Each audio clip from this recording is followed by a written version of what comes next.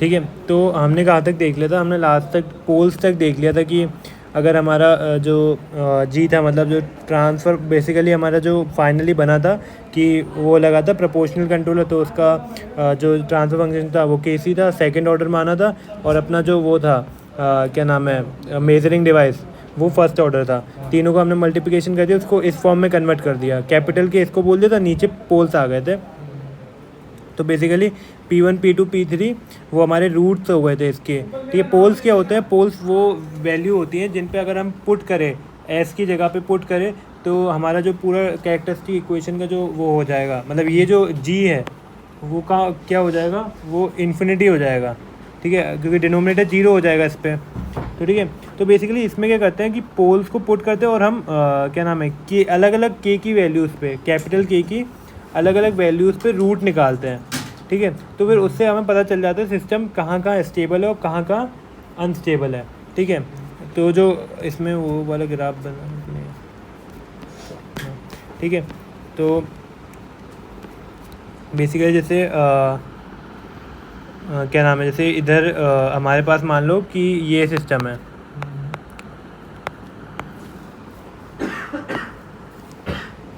जो टाउ 1 था वो 1 के बराबर है, टाउ 2 1/2 के बराबर है, और टाउ 3 1/3 के बराबर है।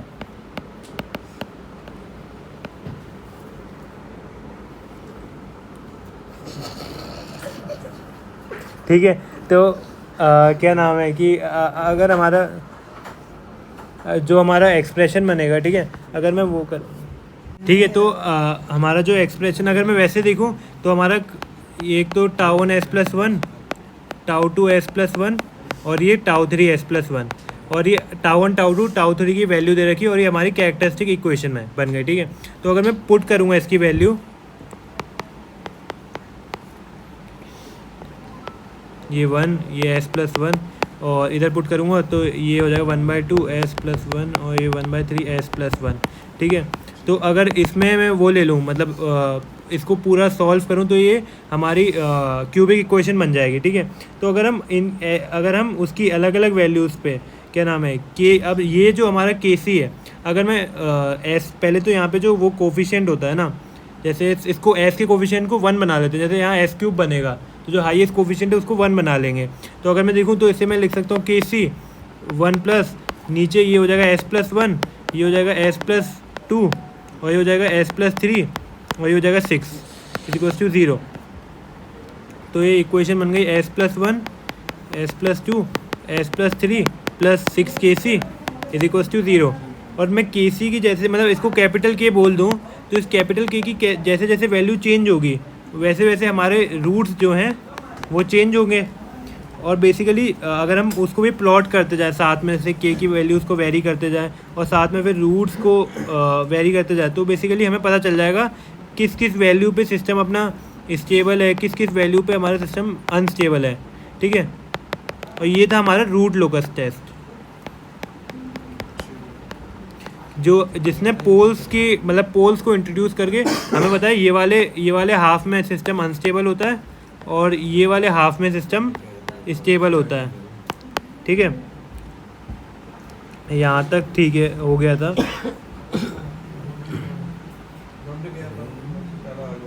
ये अब अपना जो मेथड था वो अब नया मेथड है अपना फ्रीक्वेंसी रिस्पॉन्स मेथड, जिसको बोलते हैं बॉर्डर डायग्राम और प्लॉट, ठीक है। अब मान ले जो हमारा ट्रांसफ़र फंक्शन है, ठीक है, GS है वो अपना, ठीक है, फर्स्ट ऑर्डर है। पहले अपन मान लें कि फर्स्ट ऑर्डर ट्रांसफ़र फंक्शन है, तो 1/τ S+1, ठीक है, ये हो जाएगा। अब हम S की जगह हमने मान ले JW सब्स्टिट्यूट किया है ना, सब्स्टिट्यूट किया, तो वेरिएबल ही है बस, क्या नाम है, जैसे S इधर S था तो मान ले अपन ने इमेजिनरी बना दिया, मतलब इसको कि देखिए ये कहाँ पे यूज़ आएगा, मैं तुझे बताता हूँ। ठीक है, फिर इसका हम कॉन्जुगेट ले लेंगे, जैसे 1 - मैं टाओ लिखना चाहिए, 1 मिनट आएगा ना, इसे पॉज कर देंगे। ठीक है। तो ये था टाओ अपना, ये अपना टाओ था, ठीक है। तो हो गया 1 माइनस जे है ये ना, ये वैल्यू टाओ, ये सब्स्टिट्यूट कर दिया, ठीक है अपन ने। तो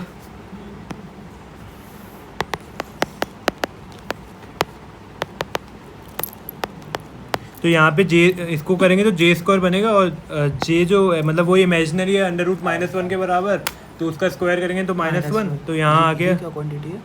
ये जी है, जी ये ट्रांसफ़र फंक्शन है। तो हमने एस की जगह बस वेरिएबल, दूसरे वेरिएबल को सब्स्टिट्यूट किया हमने, है ना, ताकि हम ऐसा बने कि ताकि ये पूरा है ना, अब एक पार्ट अपना रियल हो गया और दूसरा पार्ट इमेजिनरी हो गया, तो उसको हम आर्गट प्लेन में प्लॉट कर सके, इसलिए हमने उसको इमेजिनरी के टर्म्स में सब्स्टिट्यूट किया है ना। तो अगर हम इसको अलग अलग कर दें तो एक हमारा रियल पार्ट आएगा और एक हमारा इमेजिनरी पार्ट आएगा।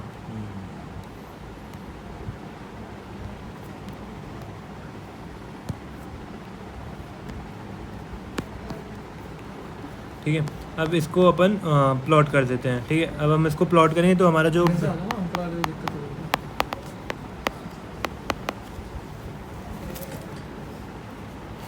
भाई क्या है, ये आ गया अपना,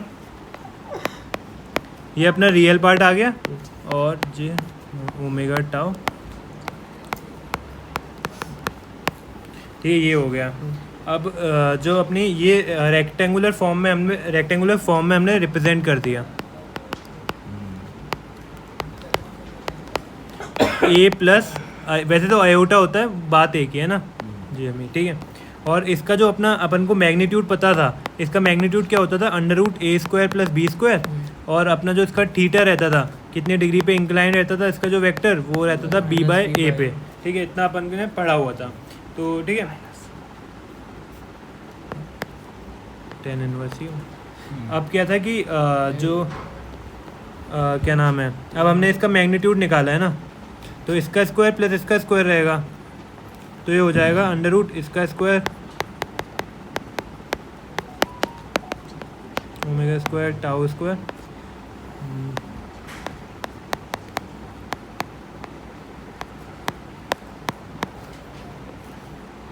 फिर ये हो जाएगा फाइनली देखा जाए तो अंडर रूट एलसीएम ले लेंगे 1 plus omega square tau square, ये आर आ गया ना, ठीक है। और वो लोगे तो देखो, वो ये बी बाय ए लोगे तो ये बी वाला पार्ट हो गया, ये ए वाला पार्ट हो गया, तो ये कट जाएगा तो माइनस ओमेगा टाउ आ जाएगा, वो मैं शो नहीं कर रहा हूँ,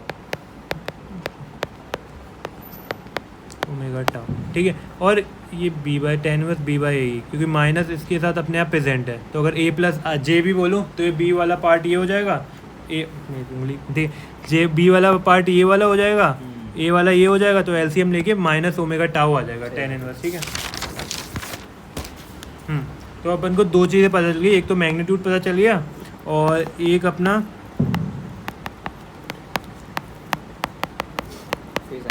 फेज एंगल पता चल गया, ठीक है। इसको बोलेंगे हम एम्पलीट्यूड, ए आर बोलते हैं, एम्पलीट्यूड रेशियो बोलते हैं, ठीक है। और इसको बोला अपन ने फेज एंगल। अब ठीक है, बॉर्डर डायग्राम क्या है, अब देखो इसमें एक पैरामीटर है बेसिकली ओमेगा, है ना। अब क्या है, जैसे ओमेगा क्या है, मतलब बेसिकली वेरी जो करेगा ना, टाउ फिक्स रहता है, तो ओमेगा वेरी करता है। तो बेसिकली हम बॉर्डर प्लॉट में क्या करते हैं, हाँ नहीं एक मिनट बस इससे ही वो कर लूँगा, इधर समझा नहीं रहा हूँ बस, ठीक है। तो बॉर्डर प्लॉट क्या रहता है कि एम्पलीट्यूड रेशियो वर्सेस ओमेगा और फेज एंगल वर्सेस ओमेगा के बीच का प्लॉट होता है, ठीक है। और बेसिकली क्योंकि दोनों में ओमेगा आ रहा है, तो हम उसी का वेरिएशन दिखाते हैं ओमेगा के साथ, ठीक है। तो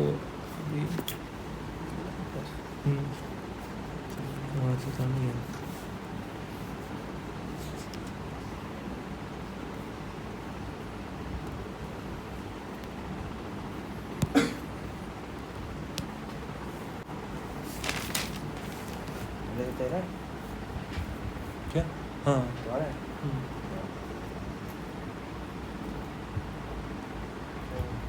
अबे तो अब हम एक एग्जांपल ले ले रहे हैं, उससे ज़्यादा क्लियर हो जाएगा कि मान ले जो हमारा ट्रांसफ़र फंक्शन है वो है 1/5s+1, ठीक है। तो अगर हम डायरेक्ट नहीं देख रहे, चलो एक बार सब्स्टिट्यूट करके इनिशियली पूरा वो करके देख लेते हैं ना। और गिवन है हमको फ्रीक्वेंसी गिवन है 10/π के बराबर। अपन ओमेगा को पता है अपन को क्या होता है 2πf, तो ये हो जाएगा 20 हो जाएगा ओमेगा, ठीक है। इसे मान ले रहे अभी रेडियन पर मिनट मान ले रहे हैं, ठीक है। तो ये हो गया, इसको मिनट इनवर्स मान, ठीक है, ये हो गया। अब एस को हमने JW सब्स्टिट्यूट किया, तो जो अपना GS बन गया वो क्या बन गया 1/5JW + 1, फिर 1 - 5JW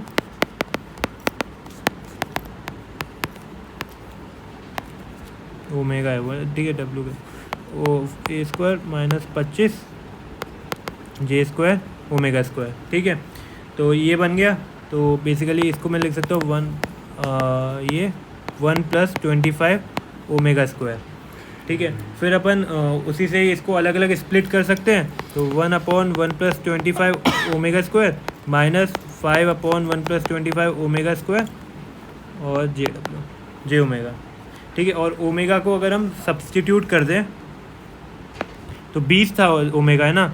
तो 1/ ये 400 25 × 400, मतलब पुट करके देख लेना। मैं डायरेक्ट एम्पलीट्यूड इसका वो जो एम्पलीट्यूड रेशियो था वो डायरेक्ट लिख दे रहा हूँ, ठीक है। AR जो आया वो आया 0.01 के बराबर, और जो अपना tan इनवर्स - ओमेगा टाउ आया, ठीक है। टाउ तो देखो यहीं से ये उसका फॉर्म में याद है ना, फर्स्ट ऑर्डर की 1/τs+1, तो टाउ कितना हो गया 5, यहाँ से टाउ 5 हो गया। तो बेसिकली tan इनवर्स 5 × जो ओमेगा, और हाँ ओमेगा 20 था, टाउ तो tan इनवर्स -100 आ गया, ठीक है। अब ये होता है -89.42 डिग्री, है ना, इतना। अब देखो क्या है कि हमें ओमेगा के साथ वेरिएशन देख रहा है। तो अभी हम इनिशियली मैंने तो बताया था बोडे प्लॉट किसके बीच में, AR और ओमेगा के बीच में, और फेज एंगल वर्सेस ओमेगा के बीच में होता है। अभी हम इसे ओमेगा टाउ के बीच में प्लॉट करेंगे एक बार, ठीक है। तो मान लो हमने पहला ओमेगा 400 लिया, पहला 20 लिया, हाँ पहला 20 लिया, ठीक है, पहला 20 लिया, वो F गिवन था ना उसके हिसाब से ले लिया। लेकिन जब तुझे प्लॉट बनाना है तो ओमेगा को वेरी करना पड़ेगा, ठीक है। तो मान ले अब मैं ओमेगा टाउ है ना, और ये हो गया AR और ये हो गया फेज एंगल। तो बेसिकली ये दोनों तो वाई एक्सिस पे आएंगे, ये एक्स एक्सिस पे ही आएगा हमेशा ना, ठीक है। अब देखो ओमेगा टाउ मान ले कि 0.01 है। अब मैं अगर देखो वो तो 5 था ओमेगा, तो वो टाउ तो 5 फिक्स है, तो तुम इसके लिए ओमेगा भी कैलकुलेट कर सकते हो। अगर ओमेगा टाउ 0.01 है तो 5 से डिवाइड हो जाएगा, तो 0.002 हो जाएगा, ठीक है। अब ओमेगा टाउ 1.1 हो गया, 1 हो गया, 10 हो गया और 100 हो गया। तो अब हम जब इसको प्लॉट करेंगे, ठीक है, देखो जो AR था, AR क्या था 1/√1 + τ² ओमेगा स्क्वायर 1+, ठीक है। तो ये अप्रॉक्सीमेटली 0.0001 हो जाएगा जब ये इसको इसमें डालेंगे, तो लगभग वैल्यू इसकी 1 के बराबर है। सेम इसके लिए इसकी नियरली वैल्यू 1 के बराबर ही आएगी, और 1 पुट करेंगे तो 1/√2 हो जाएगा, तो वो होता है उससे आ जाएगा 0.707, ठीक है। और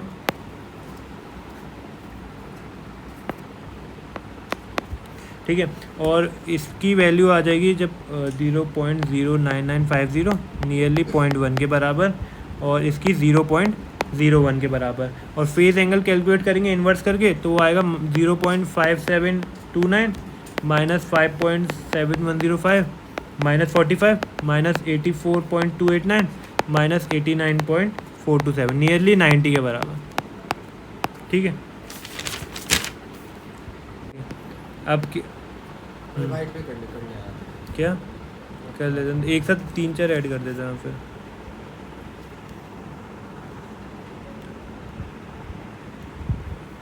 हो गया ना, कहाँ से यार,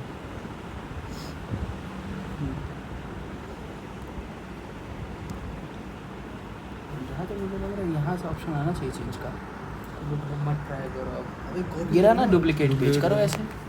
अच्छा हाँ ये हो तो गया। रुक जाओ और सारे करके बैठो। हम्म, कर देता हूँ सारे। तो वहाँ से जाना, ये है ना, इसको कर यहाँ से डुप्लीकेट,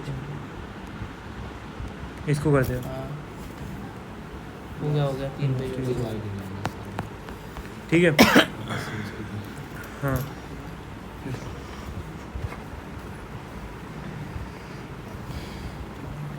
अब हम इसको क्या नाम है प्लॉट करने जा रहे हैं बेसिकली। ठीक है ठीक है, इसको अब प्लॉट करेंगे। ठीक है तो पहले हमने क्या किया कि पहले हम इसको एम्पलीट्यूड मतलब एम्पलीट्यूड रेशियो वर्सेस ओमेगा के टर्म्स में प्लॉट कर रहे हैं। अभी मान लो ओमेगा टी के उसमें वेरी कर रहे हैं, मतलब ओमेगा टी पुट करेंगे, बाद में हम ओमेगा ही लेंगे उसको।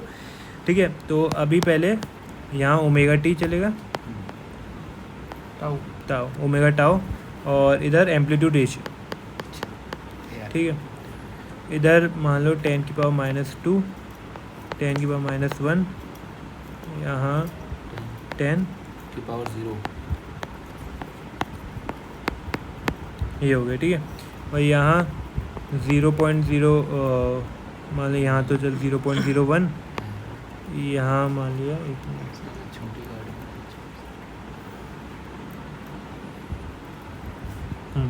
ठीक है यहाँ 0.01 हो गया, यहाँ 0.1 हो गया, यहाँ 1 हो गया, 10।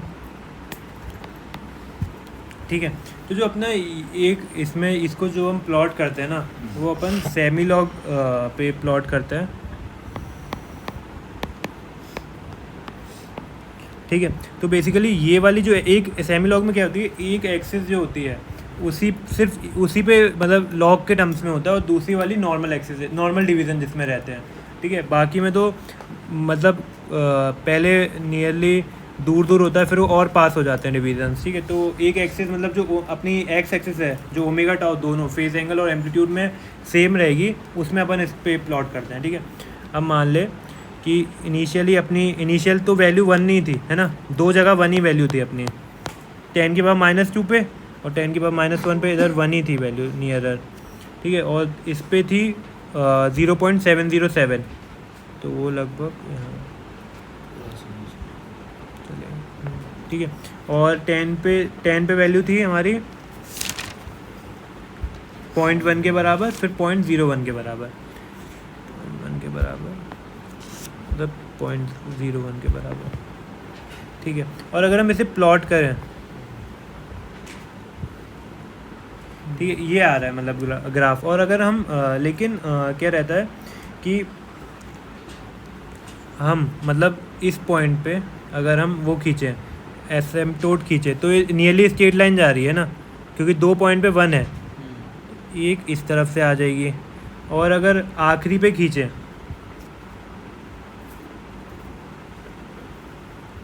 ठीक है तो और मेन जो रहता है ना, मेन हम इन फाइनली देखो फाइनली वैल्यू कहाँ जा रही थी, 0.01 पे वैल्यू जा रही थी। तो हम ज़्यादातर अब नेक्स्ट डायग्राम जहाँ प्लॉट करेंगे हम इस वाले नेचर को कर्व नहीं प्लॉट करेंगे, बेसिकली हम सिर्फ एसिम्पटोट्स को ही देखेंगे, ये वाला और फाइनल ये वाला, ये बीच वाला कर्व प्लॉट नहीं करेंगे। मतलब देखो शुरू में 2 वैल्यू पे 0.1 है, ठीक है तो वहाँ तक लेके जाएंगे अपन, फिर फाइनली 0.01 तक जा रहा है, फिर उसको वहाँ तक लेके जाएंगे जहाँ एक्स एक्सिस है अपनी। ठीक है और जो ये हॉरिजॉन्टल वाली रहती है उसको बोलते हैं लो फ्रीक्वेंसी एसिम्पटोट, क्योंकि यहाँ ओमेगा की वैल्यू कम है और इधर ओमेगा की वैल्यू ज़्यादा है, तो उसको बोलते हैं हाई फ्रीक्वेंसी एसिम्पटोट, है ना। जहाँ पे अपना बेसिकली जहाँ ओमेगा टाउ अपना 1 होता है, ठीक है, ओमेगा इंटू टाउ जहाँ पे 1 होता है उसको हम बोलते हैं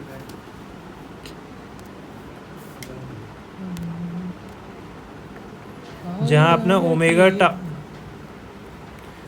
टाउ 1 होता है उसे बोलते हैं अपन कॉर्नर फ्रीक्वेंसी। और बेसिकली यही वही पॉइंट होता है जहाँ सबसे ज़्यादा डेविएशन हो रहा होता है, क्योंकि यहीं पे कर्व अपना मुड़ना शुरू। वो बैंड करना शुरू हो जाता है, ठीक है। और अगर अब ये हमने देखो यहाँ पे एम्पलीट्यूड रेशियो प्लॉट कर दिया, और अब हम अगर फेज एंगल का देखें, ठीक है, तो tan इनवर्स ओमेगा टाउ है ना, तो अगर ये 1 है तो 45 डिग्री एंगल होगा। अगर मैं इसे 0 मानूँ, इसे -45 और ये -90 बोलता है, ठीक है। तो इधर वैल्यू 45 हो गई, तो और इधर 0 पे तो 0 वैल्यू रहेगी, और tan इनवर्स जो अपना 100 पे नियरर 90 के बराबर वैल्यू है, तो 90 को थोड़ा ऊपर प्लॉट कर देते हैं, यहाँ से छोड़ के 90 अगर हमने यहाँ प्लॉट कर दिया -90, ठीक है, तो और इस पे वैल्यू इतनी है। तो देखो यहाँ पे जैसे ऊपर डेविएशन होता है ना, बेसिकली यहाँ पे जहाँ ओमेगा टाउ 1 है यहाँ पे भी हो जाता है, तो ये कर्व नियरर, ठीक है, ऐसे बनता है नीचे phase angle versus omega tau का। अब एक एग्जांपल लेते हैं कि फर्स्ट ऑर्डर सिस्टम का ही लेते हैं कि, ठीक है, और अगर देखो ये हमें सिर्फ एक ही दिया था, क्या, जैसे 1 ये दिया था, जैसे 1/5s+1 दिया था। अब अगर देखो मल्टीपल अगर ऐसे दे दे, मान लो 5s+1, 4s+1 और 3s+1 करके दे दे हमको, ठीक है, अगर ऐसे दे दे तो याद रखना जो अपना एम्पलीट्यूड होता है ना, मेन एम्पलीट्यूड और फेज एंगल रहता है इसको, अगर ऐसे करके मल्टीपल फंक्शन दे दे, ठीक है, तो 5s+1, 4s+1, 3s+1, तो जो इसका एम्पलीट्यूड रेशियो रहता है ना, ए टोटल, मान लो तुम एक ही में उसे प्लॉट करना चाहते हो, ये तो तीन, अगर एक चीज़ ये हो गई कि तुम तीनों को अलग अलग प्लॉट करो, लेकिन अगर तीनों को एक साथ प्लॉट करना चाहते हो तो AR टोटल जो आएगा ना, वो आएगा AR1 इंटू AR2, मतलब इस ओमेगा के लिए जो AR आ रहा होगा, इस ओमेगा के लिए जो आ रहा था, वो नेट जो होगा वो तीनों का मल्टीप्लाई होगा उस जगह पे, और जो फेज एंगल होगा ऐड होगा, वो ऐड होता है, PA1 PA2 PA3 equals 180 degree, ठीक है। 180 पे ऐड हो जाएगा, 180 के बराबर हो जाएगा। वो तो कॉर्नर फ्रीक्वेंसी तब निकालना, ये तो इन जनरल बोल रहा हूँ ना, कि इन जनरल पॉइंट पे। अब मान लो अपन का एक है ये चीज़ है, एक हमने एग्जांपल ले लिया 1/s+1, ठीक है।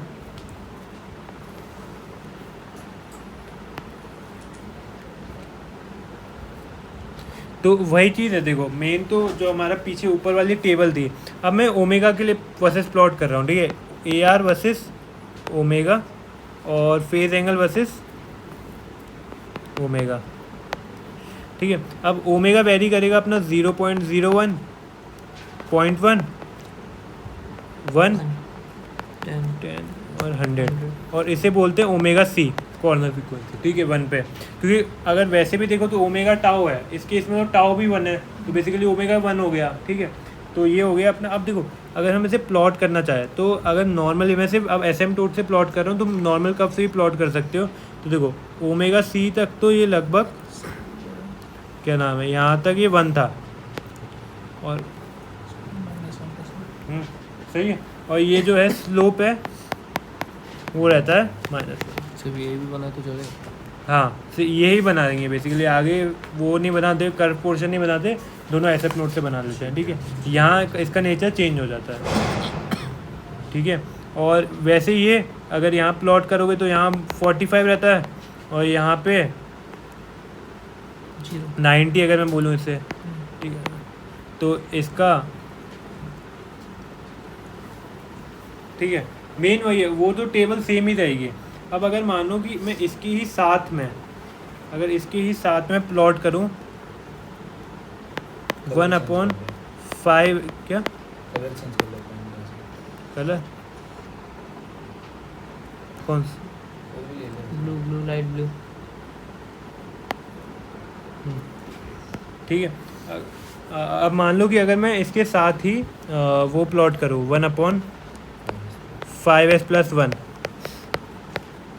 और अब मैं ओमेगा प्लॉट कर रहा हूँ। अब मेरा देखो ओमेगा बेसिकली ओमेगा टाउ है, मुझे 1 चाहिए, तो अगर मैं टाउ को 5 पुट करूँ तो ओमेगा कितना हो गया, 0.2 हो गया। तो अब अपनी 0.2 पे अपनी वो चेंज होगी, ठीक है। मान लो ये 0.1 है, 0.2 नियरर ये हो जाएगा। अब देखो यहाँ तक नियरर इसकी वैल्यू 1 रहेगी, फिर सही है, सही है, ये इसकी कॉर्नर फ्रीक्वेंसी हुई ना, समझे। और अगर ऐसा ही इसकी माइनस नहीं आने वाली है ना, इसकी हाँ हाँ हाँ, पैरेलल आएगी उसकी। अब देख ये जो कर्व है, अब मान ले यहाँ 45 हुआ, ठीक है, देखो ये तूने बनाया दोनों दूर दूर है, पर दोनों एक्चुअल में कोइंसाइड करेगी ना यहाँ। हाँ हाँ, यहाँ वाली ऐसे है ना, ये नोट्स में देख लेना ना, जो थोड़ा कोई वो डिफरेंस लगे,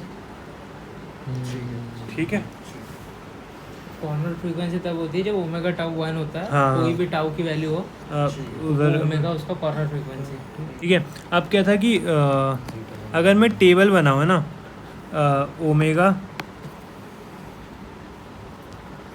omega versus AR1 PA AR2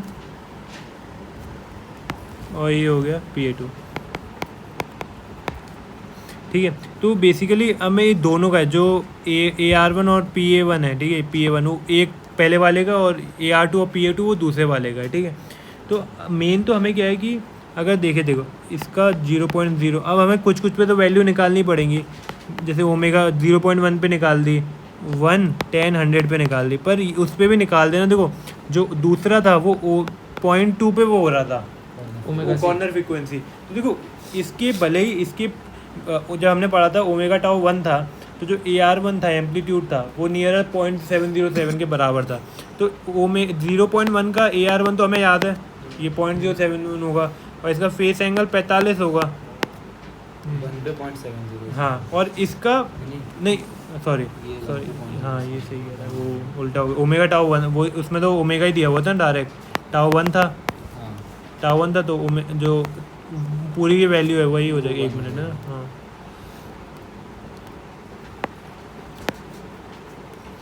ठीक है। तो बेसिकली देखा जाए तो इसकी वैल्यू 1 पे, तो 1 पे कितना हो गया था, 0.707, और ये 45, और ये 0.2 पे कितना होगा, 0.707, और ये 45, क्योंकि ये इसकी ओमेगा सी है, ये पहले वाले की ओमेगा सी थी, दूसरे वाले की, और ये पहले वाले की। इतना तो अपन को और वैल्यूज़ तो हम अपनी तरफ से निकाल सकते हैं, ठीक है। जैसे ऊपर ये पहला वाला सिस्टम था जिसमें 5 नहीं था, 1 नहीं दिया हुआ था, उसका तो अपन को याद ही है ना। तो ये 1 हो गई, 0, ये 1, ये 5.7, ठीक है। और 10 पे भी पता था ये 0.1, और ये 84.3, और ये 0.01, और ये 90। दूसरे वाले के लिए अपन को चेंज करना पड़ेगा, है ना, क्योंकि तब हमने ओमेगा टाउ प्लॉट किया था। ओमेगा टाउ का देखे तो वो तो सेम ही रहेगा, पूरा टेबल ओमेगा टाउ के हिसाब से बनाए तो पूरा सेम रहेगा, लेकिन उसका टाउ अलग था ना, टाउ 5 हो गया था, ठीक है। तो फिर इसका अलग आएगा दूसरे वाले सिस्टम का, ठीक है, वो हम खुद कैलकुलेट करके कर सकते हैं। तो इतनी 5-6 वैल्यूज़ तो अपन को निकालनी पड़ेगी जब ऐसा बोर्डे प्लॉट बना रहे हैं तो, ठीक है। ऐसा ही मैं एक और सेम एग्जाम्पल है, ठीक है, उसमें क्या है, ठीक है। अब हमारा क्या है कि अब दूसरा जो क्वेश्चन था, जैसे 1/0.5s + 1 और दूसरा 1/10s + 1, ठीक है। तो इसका जो टाउ 1 है वो 0.5 हो गया, और इसका टाउ 2 10 हो गया, ठीक है। ओमेगा इसका 2 हो गया, ओमेगा इसका 0.1 हो गया, ठीक है। तो ओमेगा C1 2 हो गया, ओमेगा C2 0.1 हो गया। तो अगर मैं इसका प्लॉट करूँ, देखो तो मान लो कि ये हो गया 0.1, दूसरा क्या रहता है 0.01, ठीक है सॉरी 0.01, 0.1, फिर रहता है 1, फिर 10, फिर 100, और इधर भी क्या नाम है, इधर मान लो 1 है, ठीक है, 1 से डायरेक्ट। तो ये देख 1 शुरू में था, और एक का है 2 है, मान लो 2 इधर है, और पहले वाले का 0.1 है, तो 0.1 पे यहाँ जाएगा, और ये यहीं से ही ऐसा हो जाएगा, ठीक है। और ये कहाँ तक जाएगा, ये जाएगा 2 तक जाएगा, और फिर उसके बाद ये सही है। और जो इसका है, अब इसका ओमेगा मान लें यहाँ 0 है, यहाँ -45 है, यहाँ -90 है। ठीक है। तो -45 ये रहा, तो इसका कितने पे है 0.1 पे, और इसका कितने पे है 2 पे, ठीक है। तो इसका थोड़ा बनेगा यहाँ से यूँ करके, इसका बनेगा, तो ये बन गया बोर्ड लाइन जो कहाँ पे मर्ज होगी, यहाँ पे? हाँ मतलब आगे तक एक्सटेंड कर सकते पैरेलल तो हैं कहीं तक लेके जा सकते -1, मतलब थोड़ा -1 के स्लोप पे है ना। हैं। स्लोप माइनस अब देखिएगा तो पॉइंट के हिसाब से वैसे, सीधा वो ओमेगा सी 45 ही इम्पोर्टेंट है। ठीक है। तो फिर इसकी वैसे जैसे टेबल बना सकते हैं। अब ठीक है, यहाँ तक हो गया। अब ये हमारा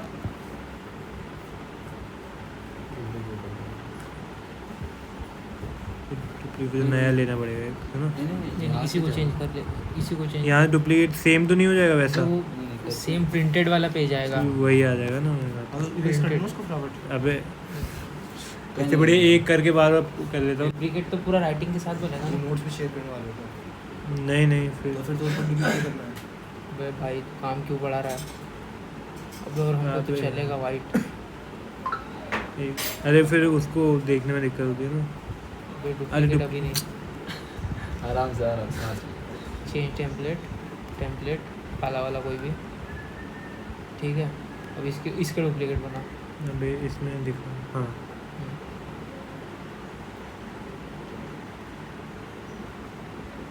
ठीक है। ठीक है। अब कंबाइन करना होता है।